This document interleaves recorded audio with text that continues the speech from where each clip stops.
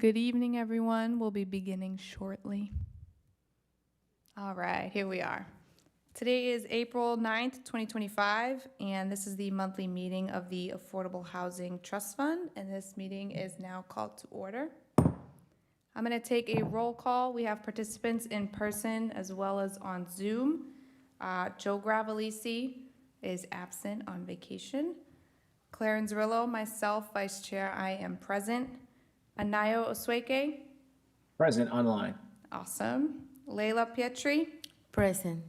Lori Manzo's absence with an illness. Deborah Frank. She just arrived. Dean Harris. Present. Matthew Wolfer. Present.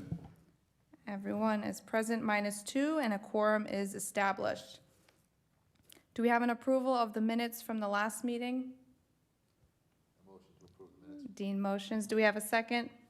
Second. Awesome. Our minutes have been approved and will be posted shortly. Anayo, if you're ready to go, can we have a check-in on the current balance of our finances? Sure, I am. Can you hear me? Yes, we can hear you. All right. Thanks a lot. Well, first of all, good evening, everyone. The current balance for the Affordable Housing Trust Committee is $680,180.67. This was given to me by the Suits Newton from the Revere City of Revere Audit Office.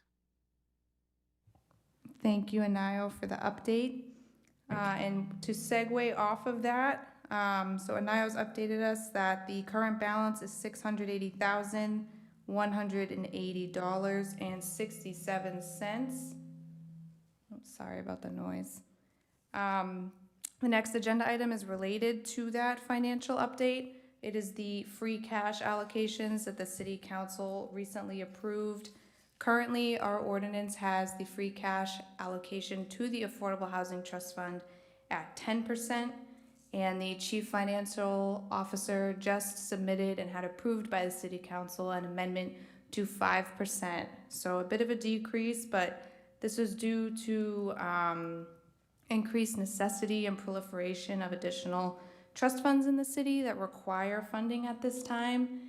And so I know Joe Gravelisi spoke with some of the budgeting officers here in the city, and the estimate for what we will receive in the future under this new percentage is about $220,000. So keep that in mind as we discuss funding projects and bigger projects down the line. It's a little less than what we've usually gotten, but there's a lot of important projects going along in the city that also need the money. So just keep that in mind. Does anyone have any questions about the free cash allocations? Anyone on Zoom? No, we get what we get, right? Next agenda item is our subcommittee report out. So if our subcommittee on fundraising has an update for us, Anayo, if you care to share first. Sure, absolutely. So we met March 19th, Joe Gravelisi, Laura Petria, and Lori and Layla, myself. We met March 19th, and basically we discussed this idea of approaching possible fundraising institutions in the area that might be able to support some of our affordable housing efforts. And what we essentially did was we started to target banks in the area. We had a list of about 40 or so, and I'll make this available after the meeting.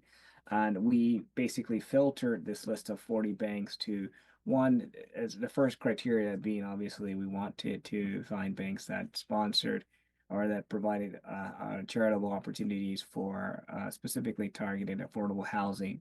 And when we did that, we then whittled down to, well, what's in scope in terms of have they provided these sorts of assistance for communities in the area. And after having done that, we narrowed our list down to about 7 potential banks.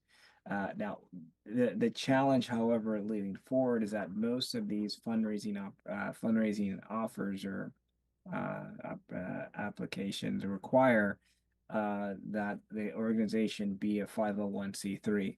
So this would entail us actually having to partner or look for partners in this regard. because we are a government agent, we are a feature of the city and not necessarily a 501c3 organization. So we wouldn't necessarily we wouldn't be eligible for these as it stands now. So what we decided to do, however, was to reach out or start a process of reaching out to some 501c3 or at least nonprofits in the area, some of which since we haven't actually made these formal requests, I won't put it out now. But the idea is the next steps are to find partner organizations that allow us to do it. That would be interested in working with us and filling out or applying for some of these opportunities. The last thing I will note is that a lot of these, another criteria to consider is that the application window for some of these funding opportunities differ. Some start as early as May 19th, and others are rolling. So as we try to find partners, we want to be kind of aware of these rolling windows so that we not only find partners, but we're able to apply within the appropriate amount of time to do so. So that's where we are now. I'll take any questions. Or if Layla or Lori, I know Lori's not on and Joe's not there. So if Layla would like to add more, or if there's any questions, please, I'm available to answer any. Thank you, Anayo, and Layla, interrupt me if you have anything to add, but I know the 501c3 issue has come up before when city boards and commissions are looking to fundraise and sort of gather money outside of their city status as a board and commission. So that's something we can definitely speak to the financial department about too. If other cities and towns have outsourced some of their board and commission members to create 501c3s or nonprofit arms that are separate, that would of course require really big commitments by members of the boards and commissions, so it may not be feasible. But the idea of kind of attacking the fundraising challenge from like a trifold approach of nonprofit, city agency, and the bank sounds really promising. So I'm really excited to see how the subcommittee continues to deliver in that way. Did anyone have questions for Anayo? Dean does. So it has to be a 501c3, a nonprofit. It can't be an LLC. Yeah, for most of the organizations we're looking at, and I can speak with you offline about this because I don't want to put the big banks on blast, but most of the banks that we are seeking assistance from, and that offered really the pretty large pretty generous amount in terms of charity. They require the organization to be a 501c3. It's specifically mentioned in the documentation. Yeah, just one more question. Have we spent any time thinking about like the possibility to partner with 501(c)(3)s where we're jointly applying for these grants as a strategy to get access? There are a few that I mentioned earlier that I did want to kind of. There are a few ideas. One in mind that I think would be a good fit for this, but because we haven't actually made the formal request, I kind of want to keep their names a little bit close to the chest. But you're right, Matt, that's definitely something that is the next step for us to consider. But ideally, there's kind of a procedure like we would write to them, and then if they feel comfortable, we would announce who they are. But for now, that's absolutely something is a next step for us to consider, is to find these partnerships. That sounds great, and totally understand the need to keep the names in the dark until we formally approach them. Yeah. So thank you, Anayo. And Layla, you're good with the subcommittee report out? Deb wants to add, Anayo. Yeah. Sure. I'm sorry, Deborah, could you speak? Yeah.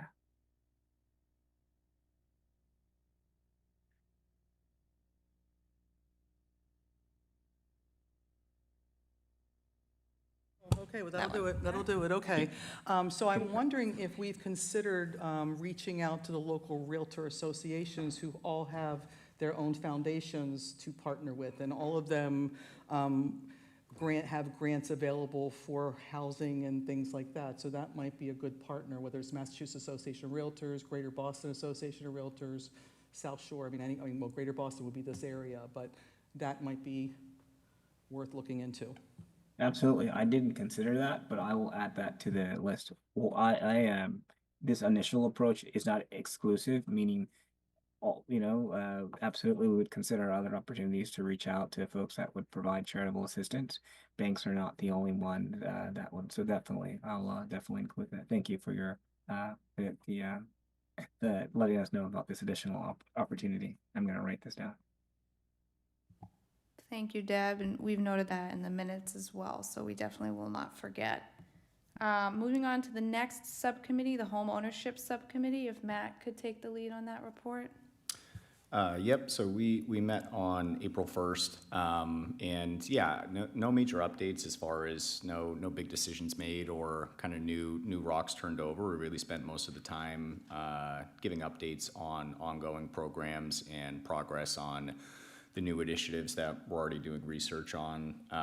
Three big topics of conversation were the down payment assistance program, RDU conversions, and the condo conversion program. On the down payment assistance front, we spent time thinking about, how can we just put a better process in place for fielding applications. I think we definitely learned a lot along the way doing this for the first time, and just the reality of we had a little bit more help from the city on processing applications up front, and on the go forward, we're gonna have to be self-sufficient, so probably gonna be getting more members of this subcommittee involved in fielding those applications, so Joe's not doing it all by himself.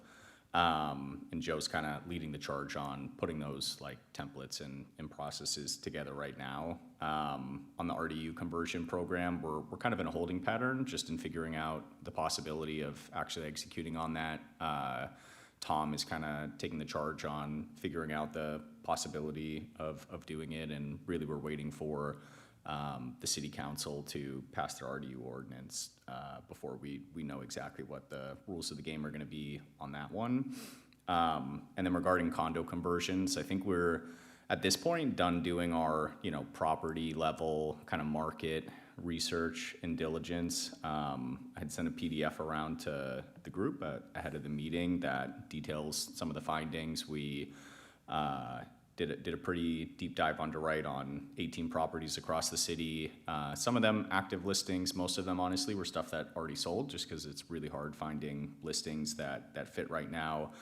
And I think for the most part, we confirmed, what we already know, but just to put some harder numbers behind it, we baked up on those 18 underwrites to an average project cost of $1.2 million. So, and that's everything: acquisition price, closing costs, rehab costs, carry costs, like everything end to end to run a condo conversion project.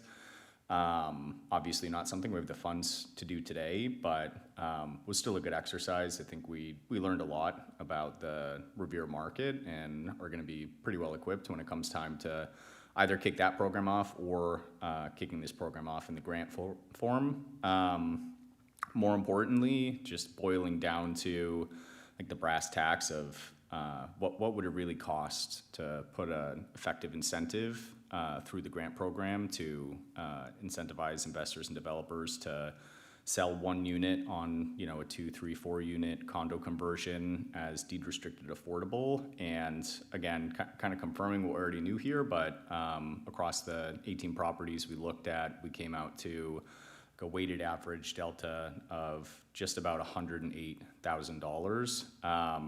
So somewheres around that, maybe slightly above it, would kind of be the cost per grant if we wanted to run a program like this. The assumptions that went into that, as far as what the max affordable sale price would be, we're assuming their 3-person family, which is $119,100 income limit for this year. We're assuming they have no other debt, that the loan is a 6.75 interest rate, which is market today, but obviously can change, and that they would have been using FHA 5% down financing. I think the big but on that one is it assumes no other debt. Like all this stuff is based on debt to income ratios, and realistically, applicants for to purchase a home like this probably have some other debt. So just something to consider. And frankly, one of the ideas I had is just combing through the applications we got on the down payment assistance program, because it's probably a similar profile to what an end buyer would look like for this program, to try and get a little bit sharper on like what a more typical debt to income ratio looks like. Because most likely the grant would have to be a little bit above that like hard $108,000 figure. I think at this point, we've answered the question of, we prefer this program in the form of a grant program today. And I think the last question we have is thinking about, is that a grant that is like a flat dollar price grant, or is it something we're gonna consider on a project by project basis? There's positives and negatives to both. Obviously, if we did the flat dollar grant, it's just a simpler, easier program to run. We're not having to negotiate on every single application and, frankly, just do like the work and diligence that comes along with that. There's also like the selection bias to consider. So $120,000 on one unit, it's a lot more compelling on smaller floor plans, lower bedroom counts, and that's kind of what we're going to be solving for. Like a larger 3-bed, that might not be compelling for a private investor, but it might be for a smaller 2-bed. Again, positives and negatives. But yeah, I think that's probably, the last decision to be made before we really get into the nuts and bolts of how do we actually get this program off the ground.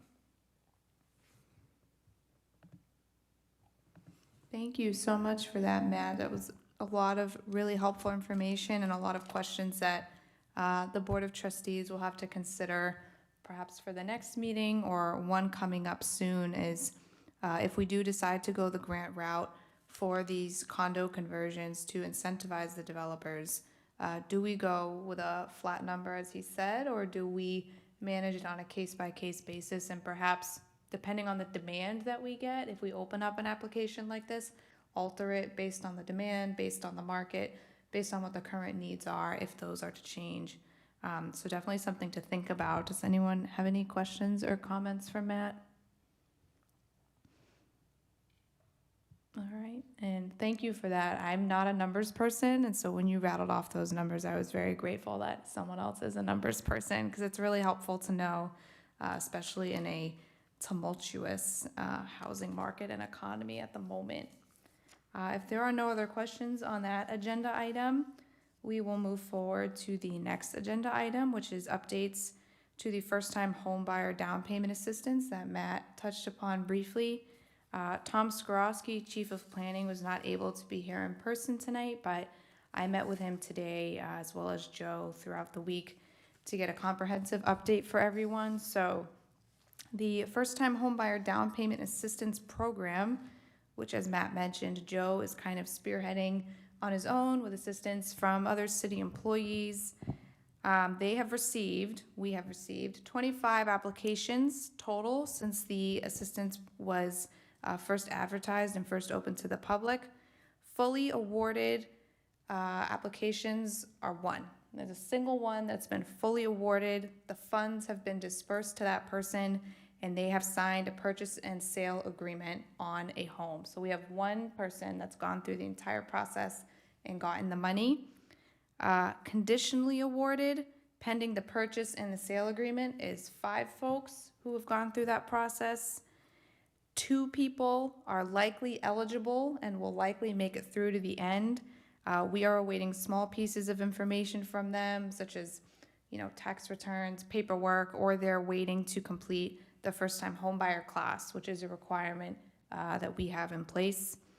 Potentially eligible, but awaiting a bunch of documentation, is 12 people. So that's a high number that could easily move through to the next stage and sup up kind of the remaining funds that we have for the program. 1 applicant withdrew their application, and 4 out of that original 25 were not eligible when we finished going through all of their paperwork. So again, that's 25 total applications. 1 has gone through the entire thing and gotten the money and purchased a home. 5 have been conditionally awarded pending the purchase and the sale. And then quite a few people are in that in-between. We're waiting to get paperwork, or it's on our end, we're waiting to get something back, get something to them. So a good number of people. We have 6 grants available between that initial $50,000 round and the new $75,000 round that we were allocated. So a total of $125,000 for this program to 12 recipients. Joe wanted me to relay that at the meeting in May or June, he's probably going to ask the board to authorize an additional $5,000 to the first-time homebuyer program so that the funding can be rounded up to 130 instead of 125,000 and give an even 13 awards out instead of 12. So think about that moving forward if that's something the board would be amenable to. As I said, for those folks who are in the middle, waiting for paperwork, waiting for Joe, he is in the process of following up with people who have already been conditionally awarded, or if they're just awaiting further information, tax returns, things like that, so that we can get the rest of those applications over the line and hopefully award all of the funding that we have left for the program. Despite these numbers, if anyone's watching, there's still time to apply.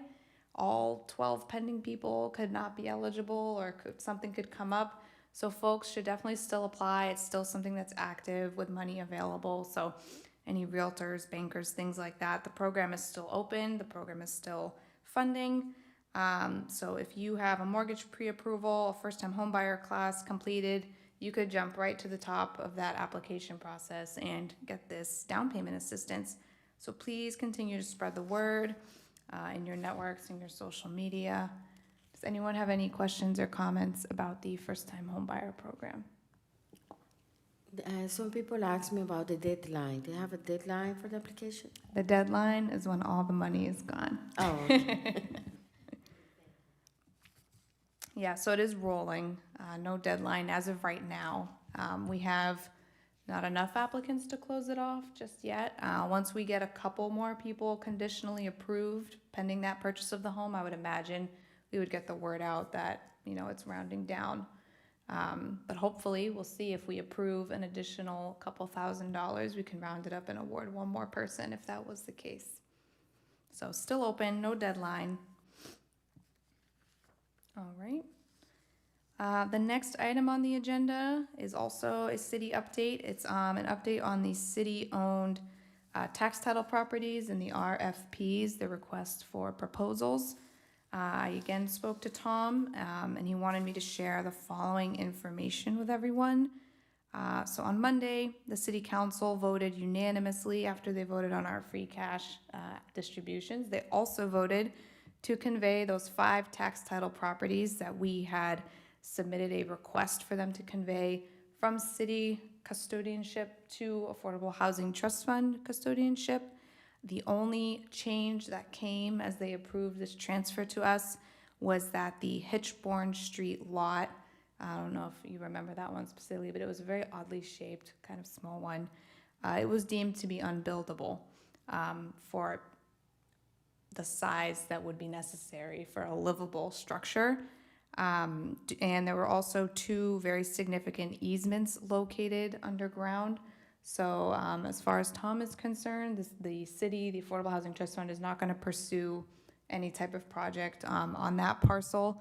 And it will most likely be sold for parking or extra space or storage for someone who's abutting that property. So that was the only major change when the 5 lots were transferred under our control. That lot will not be included as something that we can consider for a project or market for a project. And this recommendation was supported by the city engineer, who's taken a look at the site, and the ward councilor, Ira Novoselsky, who is the ward councilor of the location of the ward where that parcel is located, was also in full support of, scratching any ideas for that lot because it was too complex, too complicated, and it would suck up all the funding just to get something that's not really big enough or meaningful enough to provide housing for someone who needs it. Over the next few weeks, Tom and Joe and the team are going to be working with the on-call realtor who's been retained for these tax title properties as well as with the trust, to get the properties on the market, to get the RFPs going out. So I would let Tom explain in more detail if there are specific questions about what those RFPs are going to look like. I would imagine he's going to communicate with the trust along with the realtor that's working on it to get all of our opinions and get a consensus on what type of things you want to call for in the RFPs and what type of goals and initiatives we want to prioritize when it does come time to receive bids. So I know that's something that Tom's going to be looking for our input on. If anybody has anything currently to add to the record for Tom, we can also think ahead for when he does approach the board for what kind of things we want to see in the RFPs. Any questions or comments on that? All right.